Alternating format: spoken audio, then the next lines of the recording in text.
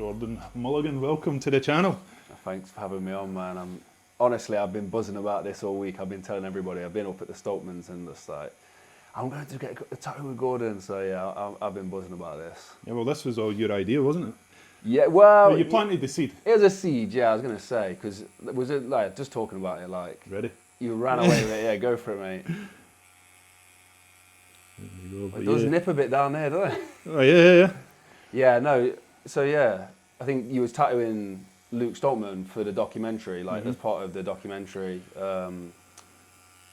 Just finishing that tattoo of him like embracing Tom at the end of Worlds. So that's good for the doc. It was a great moment. But the conversation was just so interesting. And I said it'd be a decent podcast. Yeah. And then the next day you had it all mocked up, ready to go. But no, it was definitely definitely a good idea. I'm enjoying it. So for like people who don't know you, who don't know the Mulligan Brother channel, like what is it you do? The best way of putting it is we inspire change through our content. That's the goal. So yeah, we make like mini documentaries. We do interviews with motivational people.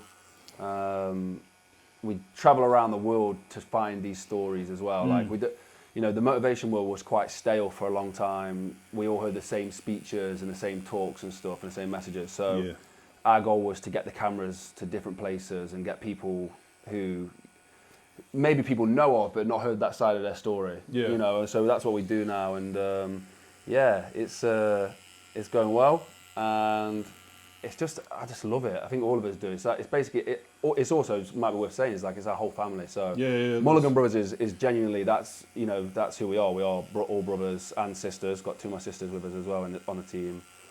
And yeah, it's just been a mad last 4 or 5 years, to be honest. Yes. Yeah. How long have you been doing that? So Mulligan Brothers has been on YouTube for about 7 or 8 years now, but I've been doing it full time for 5 years. So it was started by Luke and William, my two other brothers who are back home.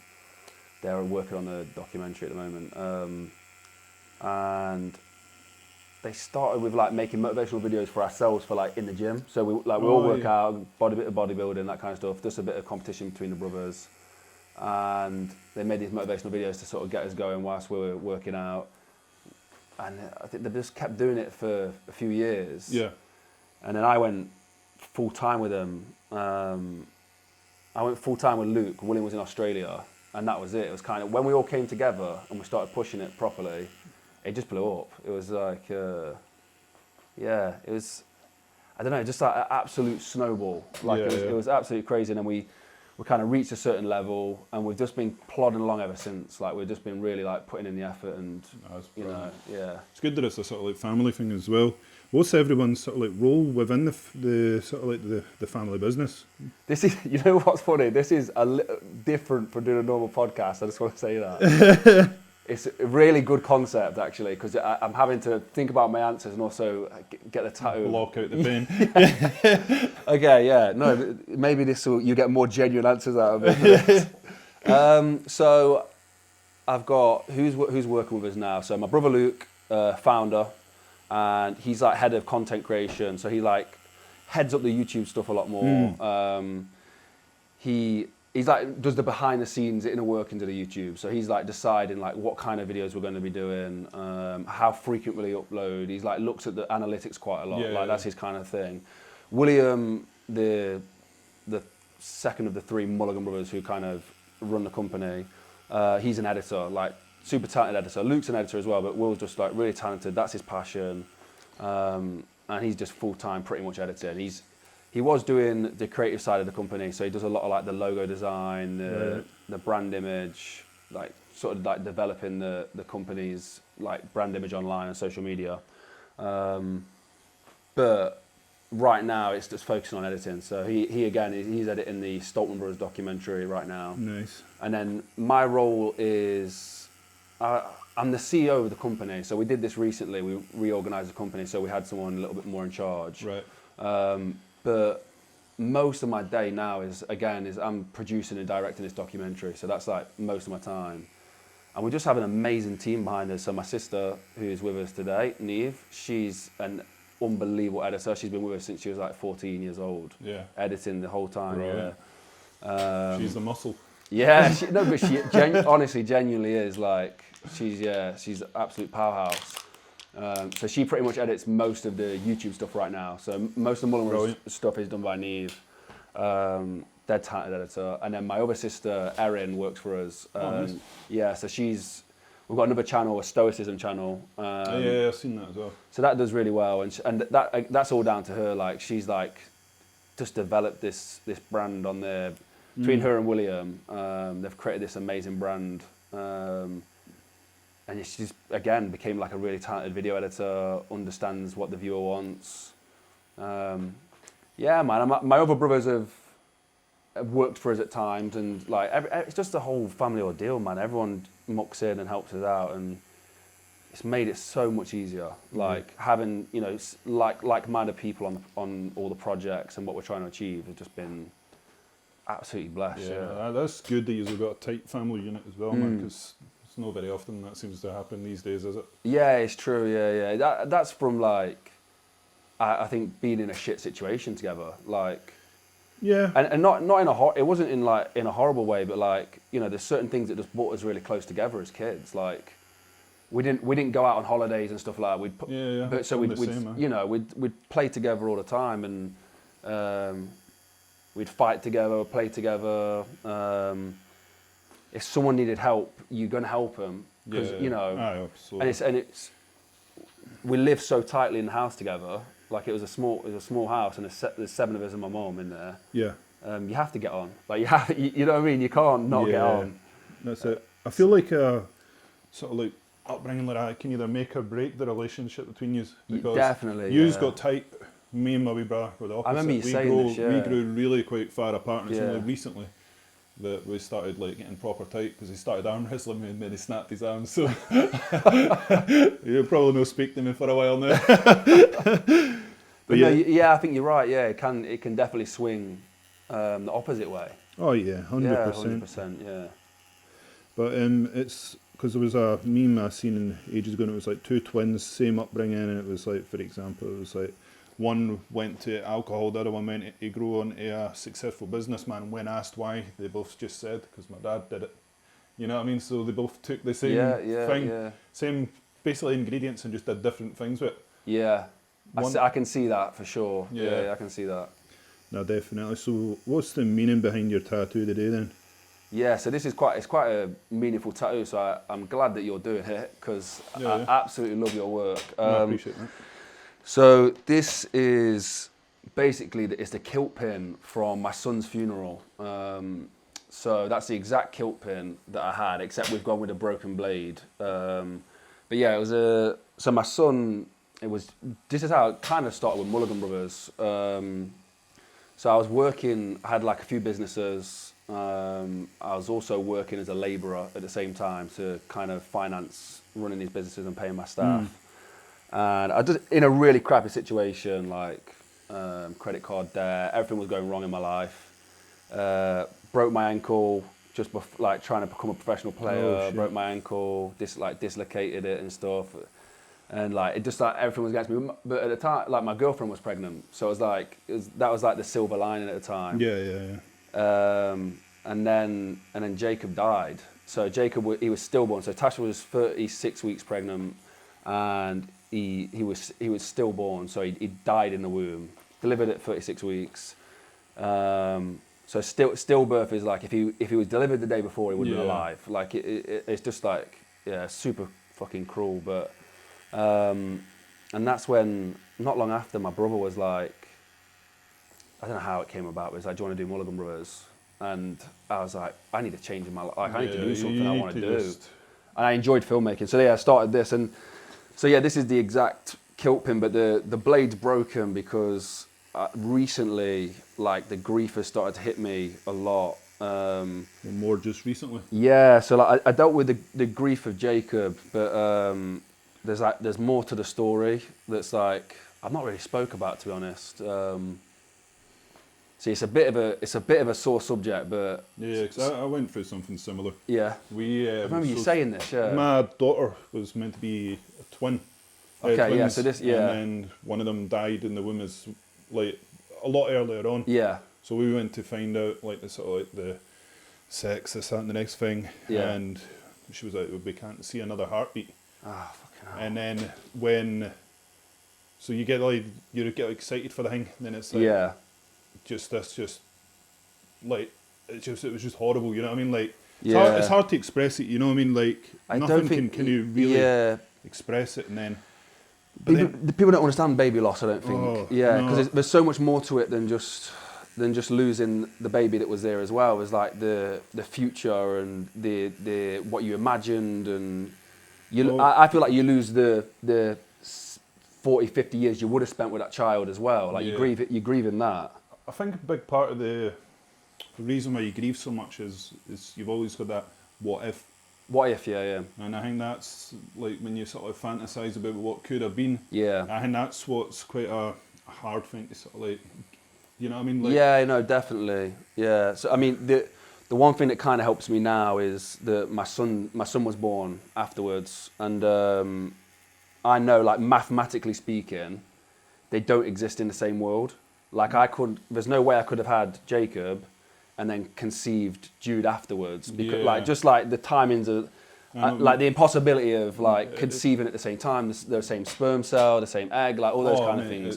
So that kind of consoles me a little bit, but it's a shit way of looking at it, really. But no, I know what you mean, but you've got to sort of like create a way of sort of like making it make sense to you. yeah.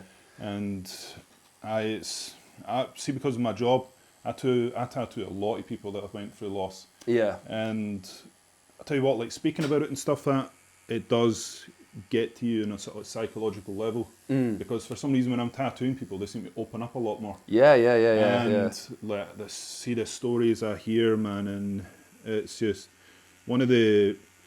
It wasn't a weird moment. It was quite a sad moment. You know what I mean? You felt the energy in the room. I was tattooing one of my good customers, Eddie, and he lost his son at 4-year-old.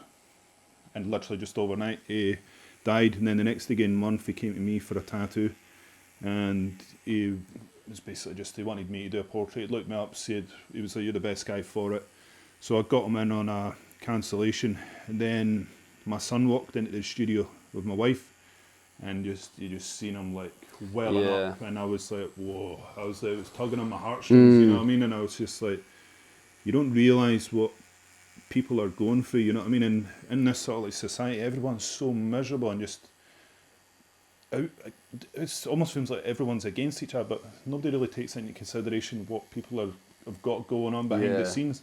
And I think if everyone was just a little bit more considerate, the world would be a much more better place. This is what I'm trying to be like at the moment. Is, you know, if someone cuts you up in traffic or something and sticks a finger out, I start to think now, like, something's going on in that guy's life. There must be. Yeah, Maybe there's not. I don't take any consideration when it's fucking road You know what I rage, mean? like. But, yeah, road rage. Yeah, What? that's the limit. Yeah. But you know what I mean? Like, there is. I don't know. I do start to consider it. It's like, because I'm a happy guy. Like most of my days, I'm a very, very happy guy. But inside my head, sometimes I'm depressed. I'm sad as fuck. Sometimes. I find that I start going into that dark place when I stop. Same. When I stop working, I stop grafting, stop going to the gym. Yeah. That's when my brain starts doing overtime. Yeah. I've never allowed my brain to process much of what I've went through as a kid, or like I've not went through a grieving process of sort of like losing the other kid or anything. I'm very good at putting things to the back of my mind, but that's also a reason why when I snap Exactly. it brims out. It has to brim out another way. It brings out a demon when you know what I mean? And it's just, that's my way of doing it. I don't really feel comfortable talking about it, but I don't know if that's because you're a man, you can't speak about it. Know what I mean? I think it is. Like, this is, I like, luckily I have people I can talk to about like the shit I'm going through in my head at the moment. Like I've got close friends. There's people who have come into my life who have helped me a lot recently, who I talk to, or I can speak to about it and have helped me through that process. Yeah. And in fact, recently I've actually got a therapist. Like, I'm in a fortunate position to be able to do that. I wish everyone could do it, because it's been massive for me. It's expensive. It's very expensive. I'll walk around saying it as well. I was like, oh, it's magic. Like, you got to do it. You got to do it. And then I forget. Like, it does cost a lot of money. Like, it's not.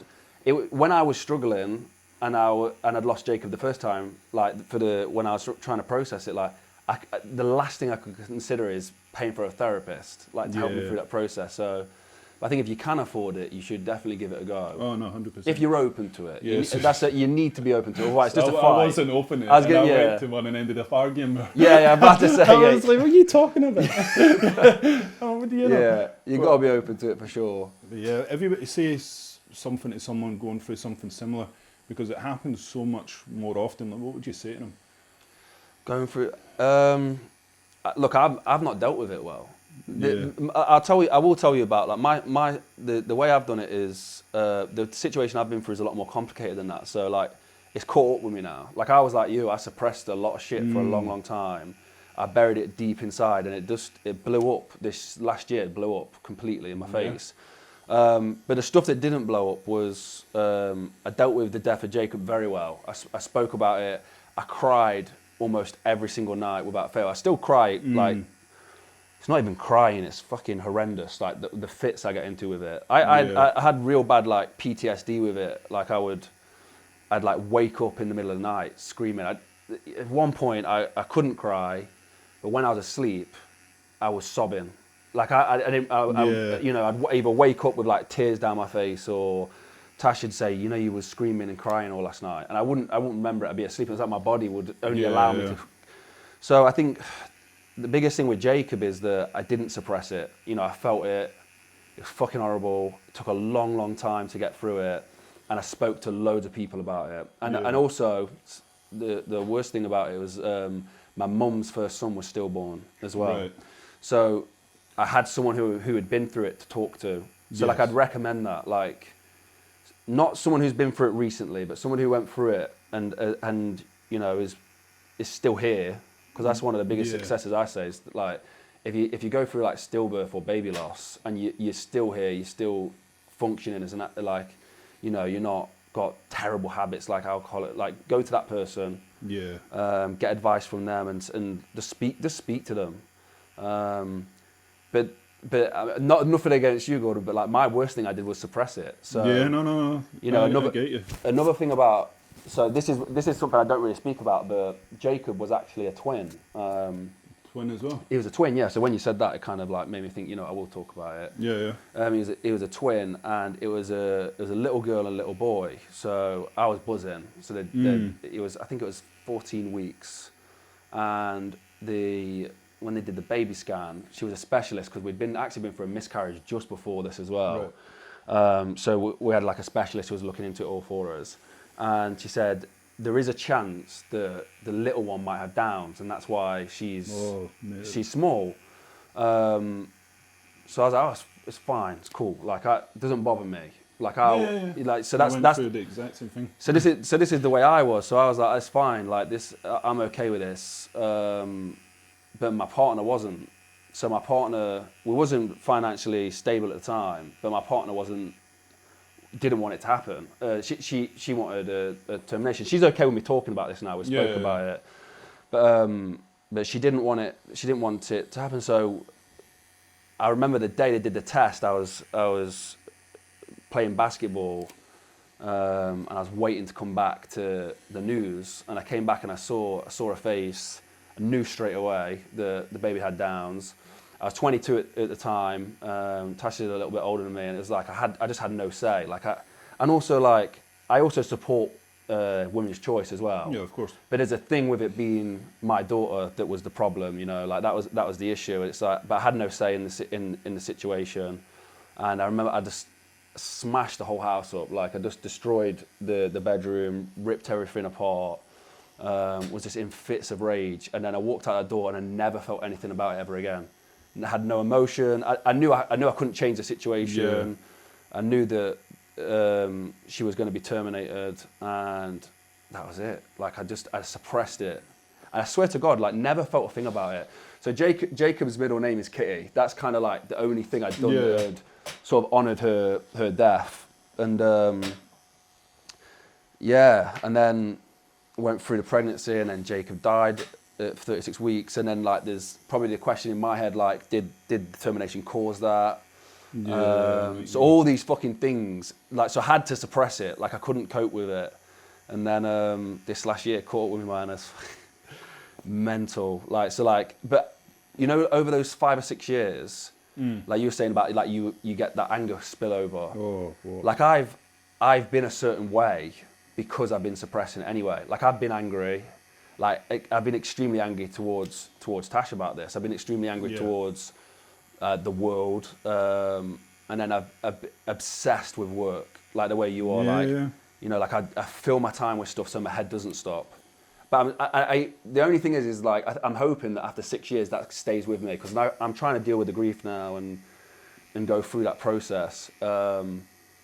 But I'm hoping the sick work ethic stays, and like I'm sure it will, man. But yeah, man, it's fucking. I don't know. It's funny how it hits, and it's like obviously I know how Jacob felt, losing Jacob felt. This feels like I'm back at day one again. So it's been but I've got a really good group of people around me. I've got Luke Stoltman's a guy I call up quite a lot. He speaks to me about all the time, and all my troubles and issues. No, you need someone. You have to, man. You have to, yeah. It's like see what you're saying. Like I don't think people realise how stressful and how dangerous sort of like pregnancy is. Yeah. Because like when we went to get a scan, we found out that a one didn't have a heartbeat, but we got told that it would just be absorbed into the system. Yeah. And then we went to check on. We went for another appointment to check on the sort of progress of Denver, my daughter, that's now happy, healthy, and they were like, she's got a lot of fluid in the back of her neck, and we were like, what's that mean? And then they were like, well, it means that there's a higher chance of Down syndrome. Yeah, that's the marker. Yeah. As the pregnancy went on, they were like, right, if you want, we can do an amniocentesis, which is the huge needle, and they basically just they drain the fluid from behind the neck to sort of check, and I was like, nah, because I think there's like a 1 in 150 chance or something like that. It's a high, no, it is a high chance. They did that with Kitty, yeah. I was just like, you know what? I was like, I don't even want to risk that. Yeah. You know what I mean? I was like, whatever comes, I'll welcome it with open arms. And because I'd always wanted a daughter, you know what I mean? And I was like, I'm not bothered. Yeah, you know what I mean? It was just, I was like, it is what it is. But then what happened after that was, I went and got a private test, and they were like, oh, we went and got the blood test. So it's a safer way of doing it. And they were like, no, she's not got Down syndrome, she's fine. Then we went for another scan, they were like, oh, we think she's got a hole in the heart, right? And then, do you know, this is fucked up. NHS, so we went for another checkup, and they were like, oh, you've got the all clear, your daughter's going to be fine, happy, healthy. We get a letter in the post saying, your daughter's not going to make it to childbirth. We're going to change you from where we were from Edinburgh to Glasgow, because we've got like a specialist unit there for it. Do you know what they did? They sent us someone else's letter. Oh, for fuck's sake. And they sent them a good letter. Oh, mate, that is awful. I was like, so... Yeah. On one hand, I'm like buzzing because I'm like, we sent you the wrong letter. Then on the other hand, I'm like, someone else has got to go through that now. And there was a lot of failings with the NHS. So like, and you know, like for finally the third time for Jude's pregnancy, they were perfect. Yeah. But I really felt like after the miscarriage of the first pregnancy, like that's what we should have received for the second pregnancy. And I again, like I know they're under pressure and all that kind of stuff. But for Jacob, I think it was the week before he died, they did a urine test to see if there was any, because he wasn't moving as much. Yeah. So it was like we was just being precautious. So we was in the hospital quite a lot, and they did a urine test to see if there was any proteins. And if there was proteins, it was a sign that the placenta was failing. So they would deliver. He was like 35 weeks at the time. So again, would have been healthy, would have been fine. And I remember they had this like step-in doctor. Wasn't the same doctor. And he got the urine, looked at it, and then threw it in the bin. And he never tested it. And so like that, my anger was a lot towards that at the start. I was like very angry about that. But there was a few moments like there was like, you know, I feel like they could have been better. And it's like I think maybe it's why the stillbirth rate in the UK is one of the highest. Is it? It's one of the highest in developed countries. I think it is the highest. Whereas like America's like, I don't want to make up statistics, but I know it's significantly less, like by a factor of like 3 or 4. Yeah. And I think some of that might be down to the fact that Americans, you know, if that guy had done that to an American, they would have sued him. Oh, you know, that guy, you know, the hospital would have been sued. It's like, there's this thing against a culture in Britain to not complain and to not voice your opinions and to not sue people. Yeah. And it's like, I think in the healthcare system, it might actually help. You know, it's in certain aspects, it might help. Well, I think one of the problems with the sort of like the healthcare in the UK is the fact that we live in a society that caters for lazy people that don't want to work. Yeah. So these people are all going to the NHS, and you've heard of the boy that cried wolf. Imagine that on a countrywide scale. Yeah. Like they just give you the ibuprofen, they give you antidepressants. Fuck off, here's a sick note. Yeah. You know, you don't need to work. Like my mum's one of them. She was pretending she's ill for like the best part of 18 years. You know, what I mean, that's why I don't speak to her. And I can't be around that sort of like mentality. It just it drains on you. Like if you want to be successful, you need to hang about with people with those sort of like same goals in mind. If you hang about with someone that's just a loser, you're going to become a loser as well. You see it all the time. You do. Like where we grew up is like it's split between extremely hardworking people trying to get out of the situation, and then there is the people who are happy to sit in that situation, but they want to do it with no effort whatsoever, and they want to, you know, sign on and fake. The biggest one, fake disabilities seems to be a. 100%. It's sad, man, because there's so much. Probably these are people who have got potential to do something with themselves. Yeah, as but well. it's that spark that some people need to find. You know, like my wee brother. He's still not found his spark. Like he's a great guy, but he's still not. There's no sort of like fire under his arse that sort of like ignited him. You know what I mean? Yeah. And some people will go their life without ever finding it. And it's difficult. It'd be wicked to kind of pinpoint that. I think our whole family's got the spark. Like everyone is desired to be successful. Like I think we've been extremely competitive against each other throughout our whole life. But it would be nice to be able to pinpoint what that is. What do you think drives your sort of like success and your family's success? Some people it's materialism, which I think is the wrong way to go about it. What's yours? You know what? Back in the day, admittedly, it probably was materialism. You know, like it was the image of what successful is. I wanted the big house, I wanted the nice cars, I wanted the pool. You know, it was those kind of things. Now it's to have, and it's probably even more egotistical now, but now it's to have massive impact on the world for me. Like I want to change people's lives in a positive way. Like when Jacob died, it was like, I said this before, like his death has to mean something to me. Yeah, absolutely. Like Kitty and Jacob dying is the big reason I'm so motivated and why I'm trying to push it like as far as I can possibly. Yeah. So like to me, like without them dying, it wouldn't have, the films wouldn't exist. And then it wouldn't help people change their lives. It wouldn't help have positive impact. So, to me, their deaths aren't in vain. Yeah. And that's I would say the biggest motivating factor for me is that, like to make sure that they don't die in vain. Their names mean something. Yeah. And that has to come with a it has to come with a result of genuine impact on people. Oh, absolutely. Like, you know, if billions of people are seeing this content, and maybe millions of people are being inspired, I'll die happy. That's it for me. Well, that's what I've always said. If you can live life and just change at least one person's life, that's been a life worth living. You know what I mean? And if everybody did that, the world would be amazing. It'd be a perfect place. Yeah. But the world seems to be driven by materialism and false happiness. 100%. Because that's what I was going to ask you as well. See social media, like it can be a bit of a double-edged sword. Yeah. I mean, you've got people that are buying unnecessary shit to appease people that wouldn't even go to their funerals. Yeah. And I mean, I've been there. Yeah. I've had the nice cars and stuff. And I remember, like, whenever I bought a nice car, I'd be buzzing on the way there, and then I'd sit in it and I'd be driving home, and I'd still be stuck in the same fucking shitty traffic. I had this. And I was like, it kind of left like a hole, and I was like, what the fuck have I just done? I bought my dream car last year, and I was driving back from it, and I sat in the car and I was like, that was a waste of money. Like it feels like being in any other car. Big time. Like you can't see yourself from a third person view. No. Like it's not GTA. Like you can't, I've not got a bird's eye view of that car that I'm driving around. Yeah. Like all I'm seeing is a wheel and the road in front of me. Yeah. And maybe I've got a seat heater.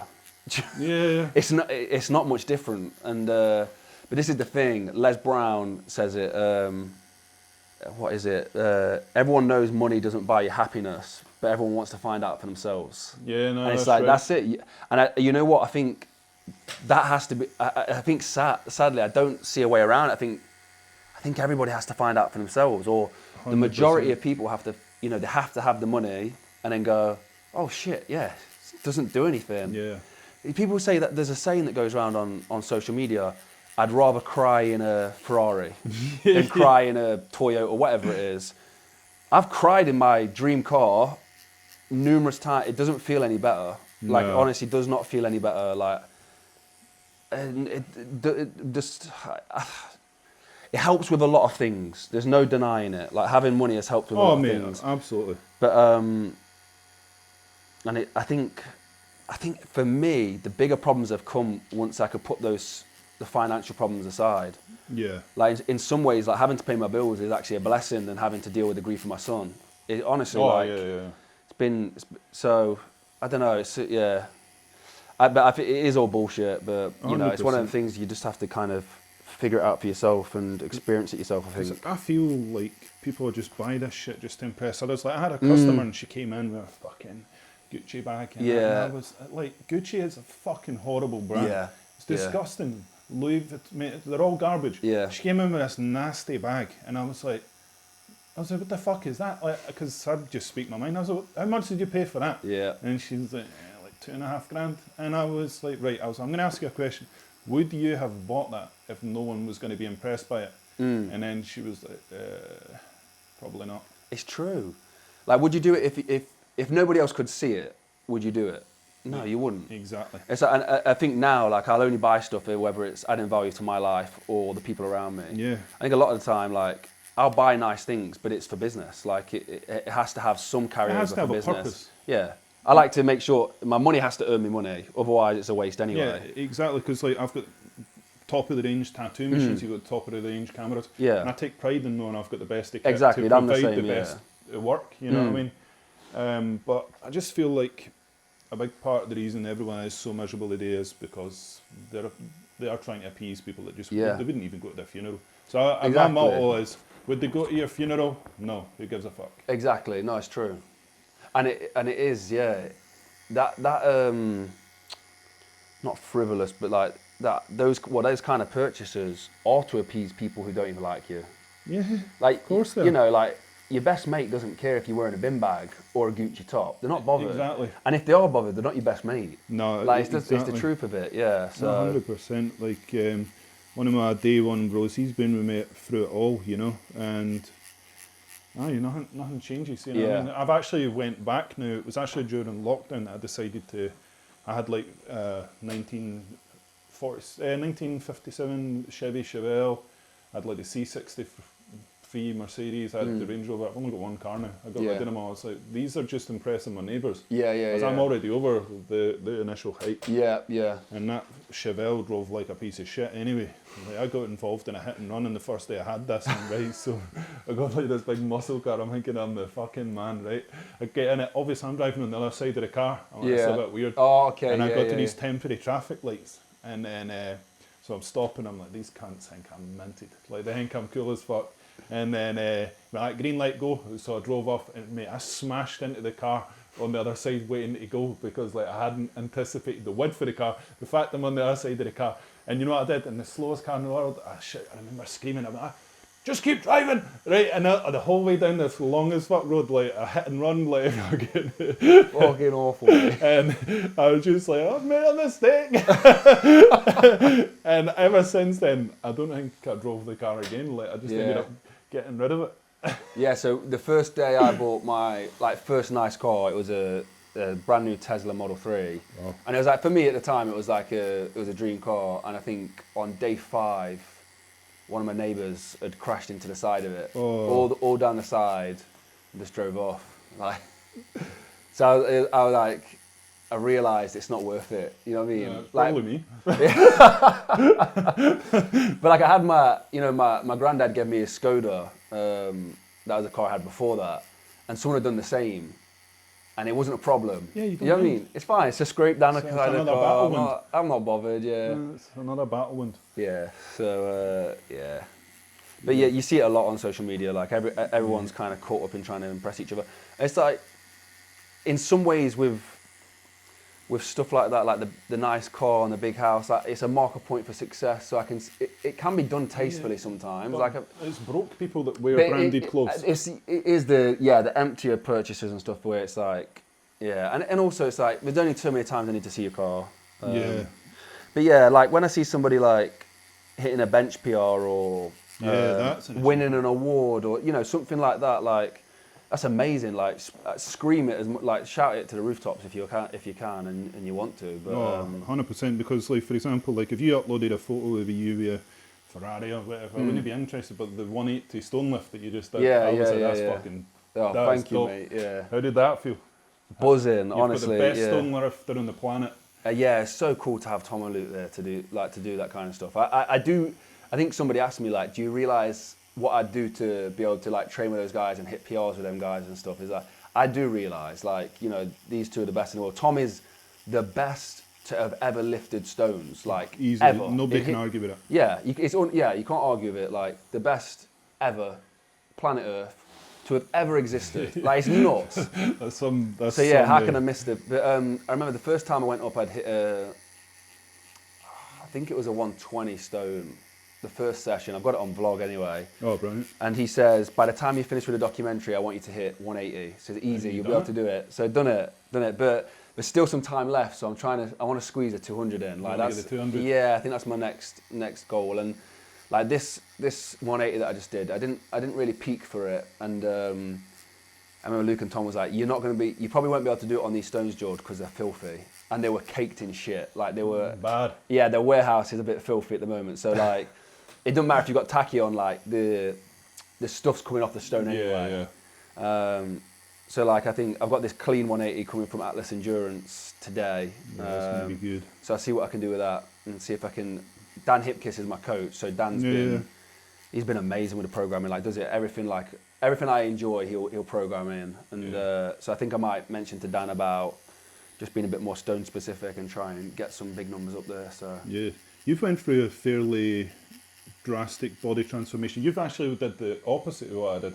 You were about 320 pounds. I was 10 stone. Yeah. At my height, 6'6", so I managed to bulk up 10 to like stone. Yeah, Wow. I had to walk around like that so I didn't fall down drains. You know what I mean? I was that skinny. You were. Yeah, Jesus. But that would have been about your height, probably anorexic, right? I was basically there like underweight on a BMI chart. You'd be definitely underweight at 10 stone. Well under.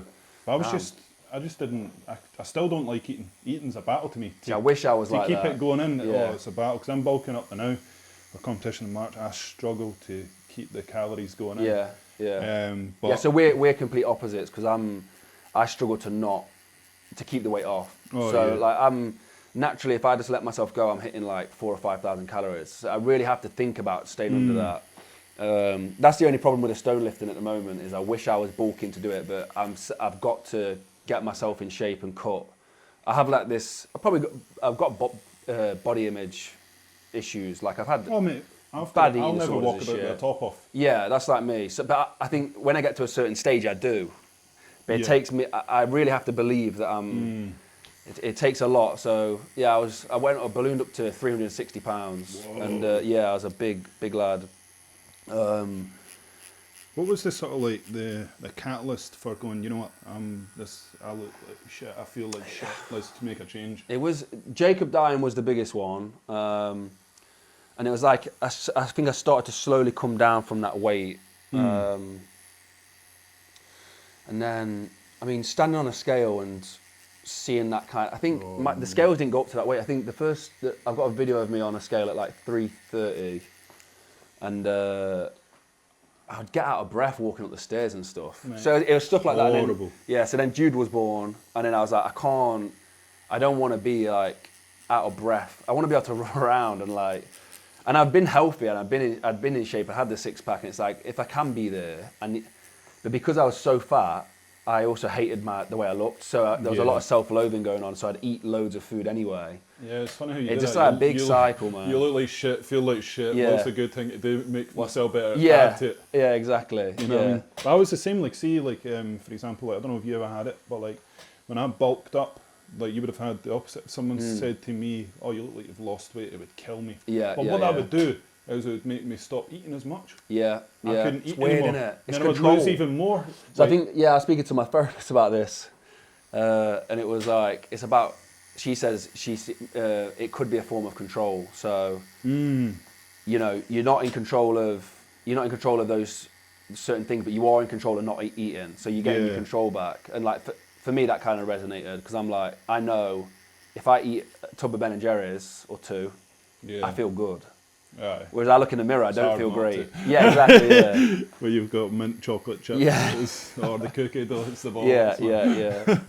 But I remember the biggest change, because I know like some people like think, well, I'm in that same situation. And the biggest thing I remember back then was I really had to look in the mirror and go, you know what? You're not that bad. Like, yeah, you're fat and you're out of shape and you're not where you want to be, but you're not fucking horrendous and ugly and like what you're saying in your head. And it's when I started to let go of that, I really could make change. Yeah.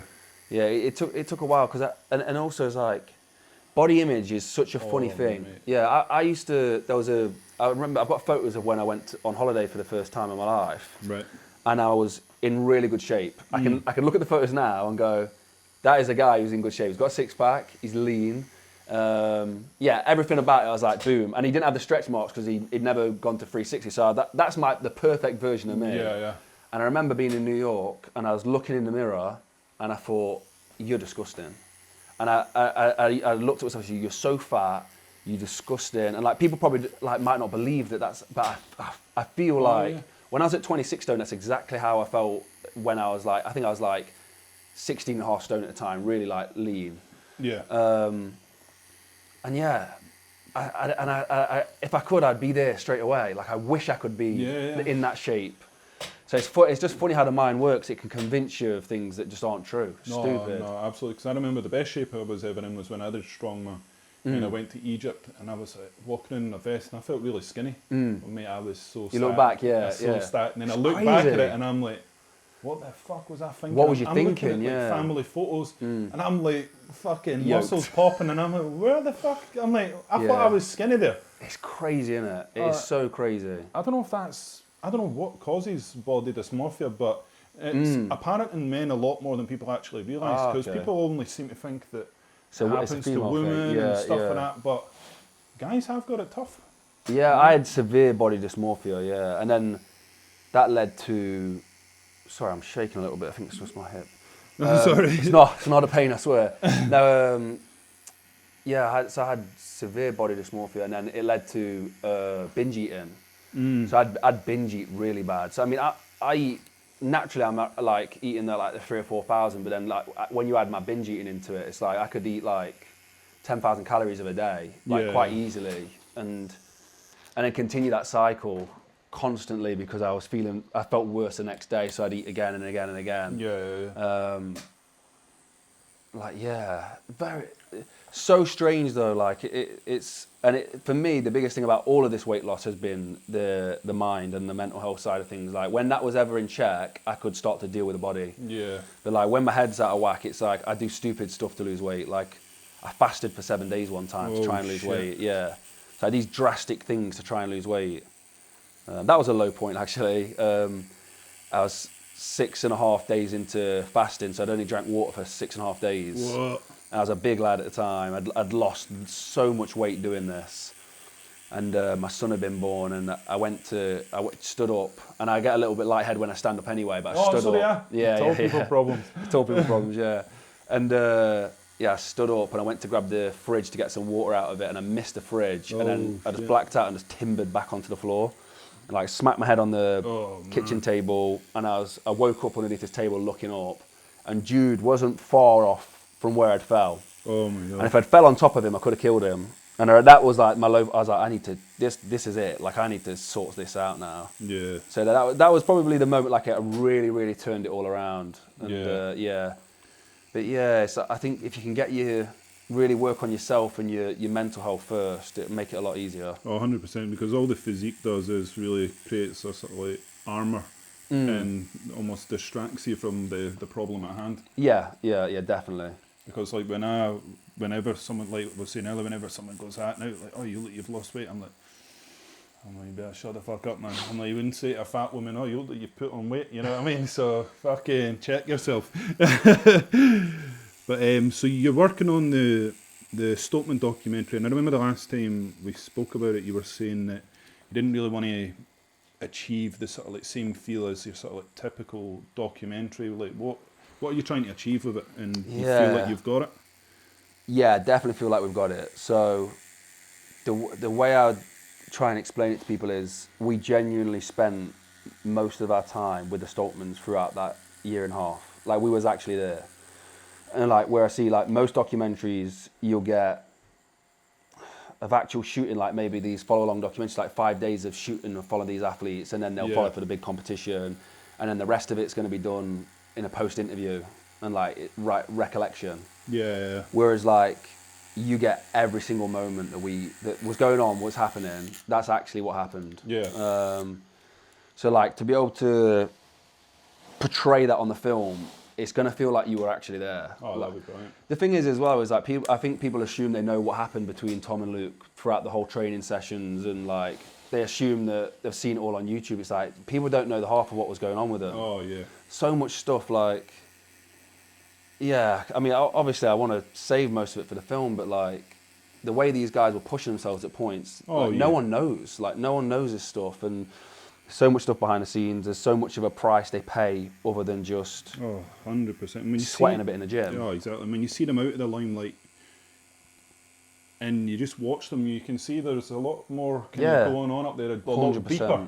You know what I mean? It's not just a gym session to them. There's so much pressure to win. Yeah, and it's that dynamic's changed even more recently. Like it's got so crazy recently, but the documentary itself will show a journey of absolute success and it couldn't have gone better. Keeping a promise that that he, I mean Tom especially, like right at the start was very firm with what he was going to achieve, and he did it in such a way that he called it podium 2020, win it 2021, and he did it to the T. It's an almost like Conor McGregor moment. Yeah, it was. Yeah, called it perfectly. He did. He called it perfectly, and Tom has that way about him. Like, they call it concrete thinking.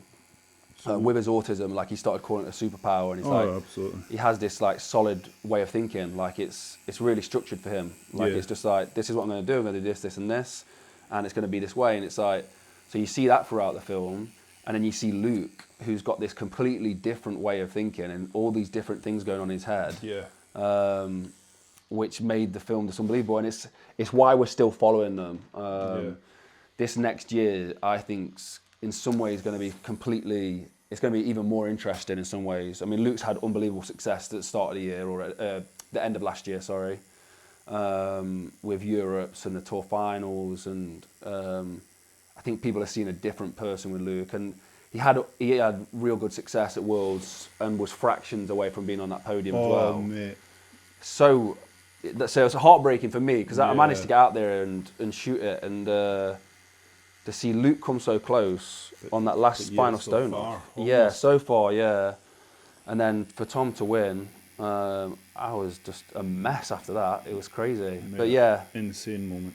I'm hoping people with this film like come away genuinely inspired by what these guys have done, and I hope we portray it in such a way that we're a part of helping inspire people. Yeah. No, so that's I'm excited for it, to be honest. But so out with the Stockmans, what has been your main career highlight? Like, who have you worked with the most that sort of like inspired you the most?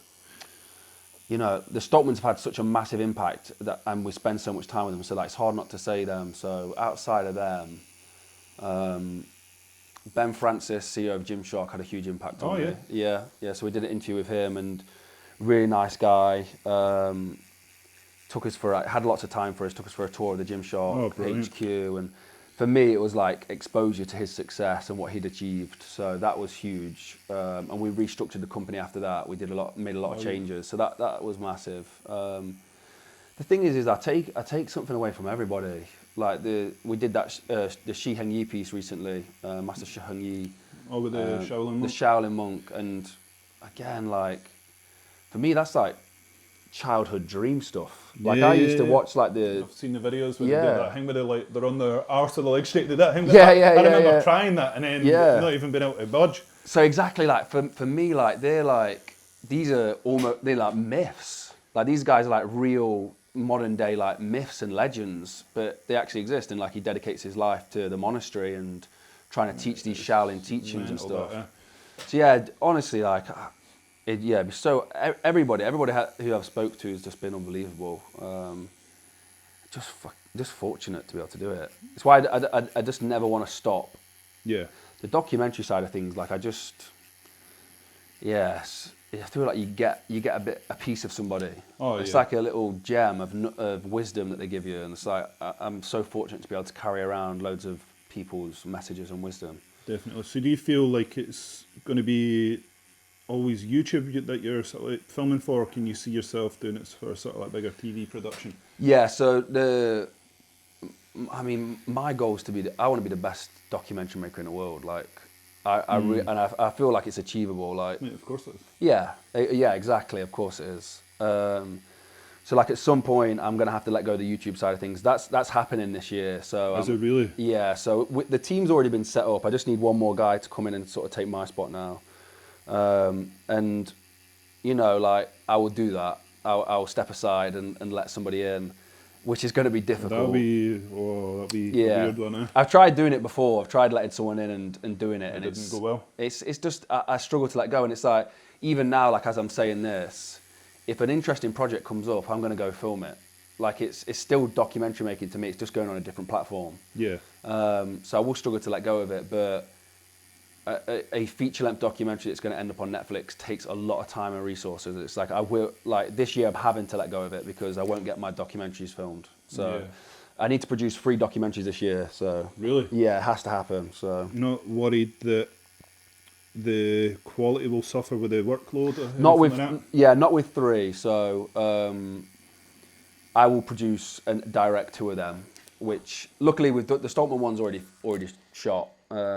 So year 2 of the Stoltmans will be my second one, and the third documentary. I don't know if I can talk about it because I don't know if he's public with it, but he's actually already in production with somebody else. We're just helping finance it and produce it. So brilliant. So like we're a cat. If it fits the remit of Mulligan Brothers in terms of helping to inspire people and inspire change, Mulligan Brothers will back the projects and be behind it. So I might not be fully hands-on with every single project. Yeah. But the goal is to get to 10 docs a year, of which I'll probably be hands-on on 3 or 4 of them. That's going to be hard. Yeah, but that just sounds like heaven to me, man. Yeah. Yeah, that's what I want to get. But yeah, definitely it could never affect the quality. Otherwise, I just wouldn't do it. I think 10's possible, but a lot of outsourcing and serious work and more people, more problems. Yeah. So that's the 5-year plan. So by the end of 5 years, the goal is to get up to producing 10. So we'll see. That'll be incredible. Yeah. I've seen your sort of like your studio setup down in England. That's pretty dope. Yeah, man, it's cool. Seems to be the studio's set up around the basketball. Yeah. So yeah, we built a basketball court in the studio. So I think when people think that, they think that you just like pull the hoop into the studio, like into a warehouse, but we actually have got like a suspended sprung floor in there. Yeah, it's a legit official England basketball hoop in there, and yes, it's like a squash court for basketball. So it's really tight. So if you're playing, it's like a fight. It's fucking wicked. Yeah. No, that's pretty cool. So do you think have you gave up on your dreams of sort of achieving something in basketball, or you just? Yeah, basketball's done for me. Yeah. So I've, like when I was playing basketball, again, like if I'm doing something, I'm trying to be the best in the world at it. So basketball, my goal was the NBA at the time. Right. So I genuinely thought I could make it to the NBA. My teammates would probably tell you otherwise, but like I was like practicing 8 hours a day. I was good, like I was really good, but I I wasn't great, but anyway, that's what I was trying to achieve, and I had Osgood Slatters. Yeah, I've had that. Yeah, grow it. That yeah, shit there. fucking horrible. We can compare nubbins later. Horrible. I've still got it. I Yeah. ended up in a cast from there. Really? Yeah, to so that's here. what they tried to do with me, Oh. for basketball. So I had that. Then I People had problems. severe tendonitis. I tore my MCL, and then dislocated my ankle and broke the bones in there. So it was like I was always I played basketball at about 18 stone, which was probably a bit too heavy as well. So yeah, I had to I made the decision at one point.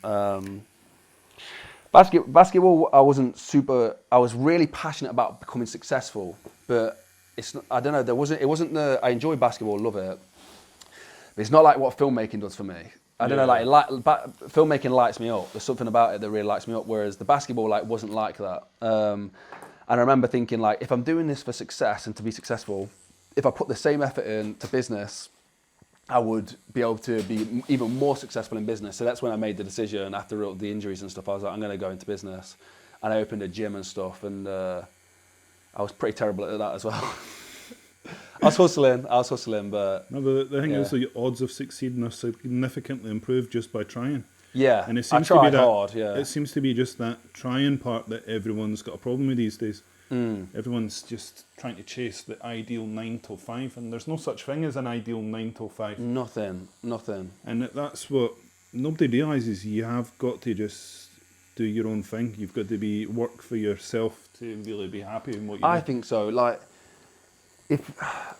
Just find something you really, really enjoy, and if you can make a career out of it, you don't even have to be earning much money. If you can pay your bills, you just need to be content in life. Yeah, content. So this is the thing with the filmmaking is we've almost lost a business a couple of times. Wow. Yeah, it's got really bad at times, and it's I remember the conversations we had then was right, well, I'll get a job at Tesco, you get a job here, you get a job there. We can still pay for the rent here. We can still travel and do the projects. Yeah. There was never a question of not doing filmmaking, and it's if I lost all the money tomorrow, or for whatever happened to the business, I'd pinch one of them cameras and I'd just be on my own back driving around filming. I just love it too much. Yeah. So it's that's a good sign, because it doesn't matter how much, if I'm getting loads of money or no money, it doesn't really matter to me. So I'll never turn up for a job ever again, to be honest. I remember, when I started my first business, I was I'm never going to turn up to work for somebody else again. Yeah. I can't do it. I really don't work well for people. Oh no, what shitty jobs have you done? I can tell you some stories. Yeah, so call centres. Mate, I lasted 20 minutes when I worked in a call centre. That's difficult work, man. 15 minutes of that was me just psyching up, walking out the place. I mean, it was 20 minutes. I remember looking at my watch. Not and nice. Going, this isn't for me. 5 minutes in. Oh, that's probably the hardest one, because I did a year in there, I think. But I had side hustles, I always had. The hardest one was door-to-door canvassing. So I feel anyone who has to door-to-door canvass, so classic one, Save Style UK, I used to door-to-door canvass for Save Style UK. I've door-to-door canvassed for tarmacking drives. I've tarmac drives, I've painted roofs. I've done it all, man. But there's too many stories. so I feel guilty actually for a lot of the stuff I used to do, because I was really at wit's end. I was bad trying to earn money. Door-to-door canvassings, you can get a really twisted mindset in trying to sell somebody something. Oh, you become manipulative. Almost. Manipulative, yeah, it's not nice. And I do regret some of the ways I used to be back when I was canvassing and doing that kind of work. It's just a horrible business to be around, to be honest. Oh, definitely. I don't trust the salesman. Yeah, never, no. There's only one car salesman I like, and that's Lenny. Everyone else is, I can't. I hate them, man. See, when I go in to buy a car and they come up, I'm like, all right, mate, I'm not your mate. My first thing is, I used to be a salesman, and they usually leave you alone. So they give you the spiel, and I'm like, I used to be a salesman, mate, it's fine, let me just have a look. And it's they usually back off. But yeah, they know that they're not going to get it there. Yeah, exactly. Yeah, they leave you alone, because I've sold stuff to people, they didn't need it, and it's I feel terrible about that now. I do regret there was no net positive for what I used to do.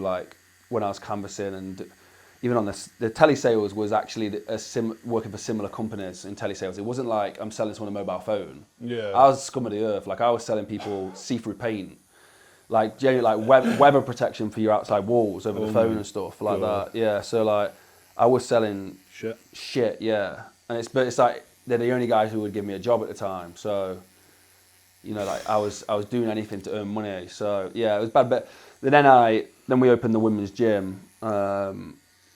And I felt better about myself for doing that, you know, like it was better. But again, my heart wasn't in it. Like it was still like chasing stuff I didn't want. It wasn't like I was trying to help these women's lives, which what it should have been. Which is money. It was money, yeah. I was trying to be successful. Did you ever feel stuck in a rut? Like Yeah, when you were growing up, like, what the fuck do you even do, man? Yeah. I remember, it wasn't until I was in my mid-20s that I landed on tattooing, and I remember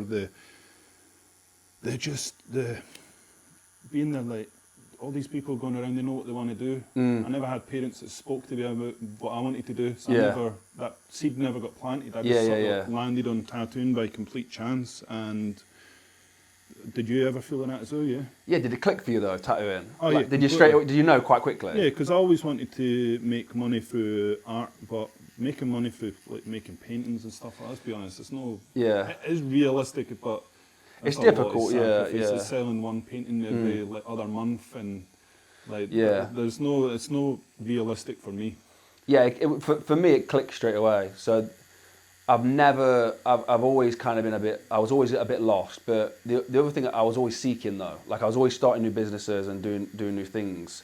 So I was always seeking for it, but it clicked twice for me. There was once where I was doing coaching for basketball and I was helping I felt like I was helping these kids at this school. So like they really enjoyed basketball, and I remember coming out of that thinking, I think I got paid like, it was like £30 a session or something like that, and I sat in my car, I'm like, I've just robbed them.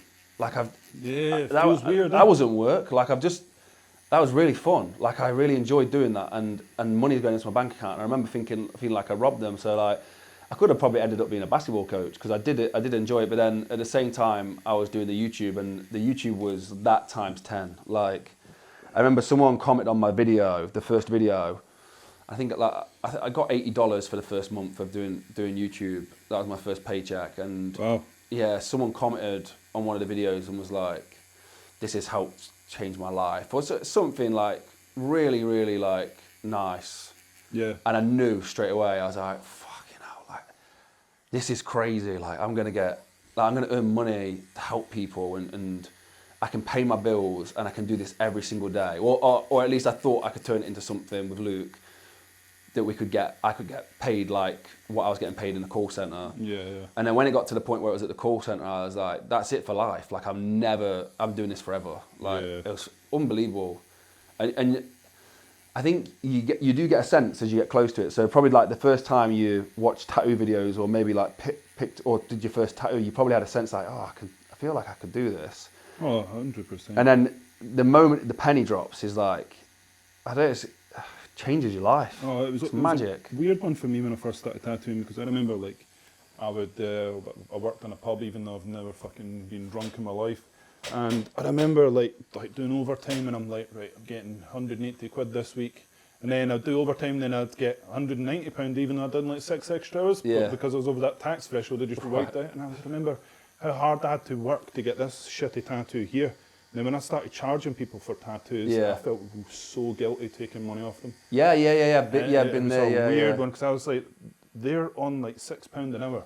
I've just charged them like £120. That's like half their week's wage. I'm like, that is brutal. Yeah. I'm over it now, like. Yeah, no, but it's fun. I think at the start you do that, don't you? Like, 100%. I'll take it for free. You know, like, oh, it's fine. Like you can do, but like obviously at some point you have to run a business, but.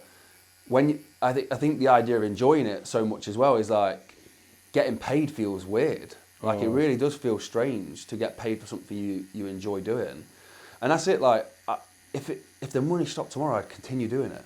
Yeah, absolutely. Like that's for me. That's simple enough to know like I found exactly what I want to do in life. Yeah, happiness comes first, not money. Yeah, money can always be made. Yeah, you know what I mean? But finding what makes you happy, that's a little bit more complicated. Yeah. And like, I don't want to sound like one of them guys. Like it is easier said than done. But, of course it is. but it's possible. That, you know, it's and I actually think it's possible for everybody. Whether that is, you know, you lower your outgoings and you don't live beyond your means, and get a job that pays fairly well but allows you to do exactly what you want to do, or lower your means and do exactly what you want to do for less money than what you're getting paid for at your job. Yeah. You'd be so much happier. Like I know, like that's exactly what I'd be doing. Yeah. Success comes a lot easier when you let go of materialism. Yeah, 100%. Yeah. And you stop buying shite. Yeah. We are almost finished this tattoo, man. Fucking hell, that's quick. I know. I don't fuck around. Doing this one differently. I've used predominantly sort of like a liner needle to do the shading and stuff like that. And just sort of gives it a sharper, bolder look. I love it, mate. Don't look. Yeah. Don't I'm not allowed to reveal. Don't look now, but yeah. But I think that honestly that's the perfect time to wrap up. And thank you very much for sort of like planting the seeds for the idea of the channel. I honestly wish you all the success with it, and I know if you just keep banging on the door with it, it will be flying. Honestly, such a good idea, and the way you guys have just gone full force with it, I don't see why you won't succeed. No point hanging around though. I couldn't do it with it yourself, Perry. And I appreciate you both. And aye, we'll get a wee reveal of this filmed in probably about 10 minutes. All right, sweet. But thank you very much for coming on, brother. Thank you very much for having me, man.